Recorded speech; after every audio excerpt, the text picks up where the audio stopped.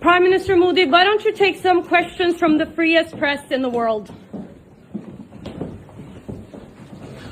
વિશ્વના સૌથી મોટા લોકશાહી દેશના વડાપ્રધાન જ્યારે દુનિયાના સૌથી આઝાદ મીડિયા ધરાવતા દેશમાં પહોંચે છે ત્યારે કેવા સવાલો ઉભા થાય છે? જી હા, પીએમ મોદીના નોર્વે પ્રવાસ દરમિયાન ઓસ્લોમાંથી એક એવો વિડીયો સામે આવ્યો છે કે જેણે આખા સોશિયલ મીડિયા પર ભારે ચર્ચાઓ જગાવી દીધી છે. બન્યું એવું કે નોર્વેની જાણીતી મહિલા પત્રકાર હેલે લિંગે પીએમ મોદીને મીડિયા સામે સીધા સવાલો ન પૂછવા દેવા અંગે આકરો સવાલ કરી દીધા છે. પત્રકારે મોઢે મોઢ પૂછ્યું છે કે તમે વિશ્વના સૌથી આઝાદ પ્રેસના સવાલોના જવાબ કેમ નથી આપતા?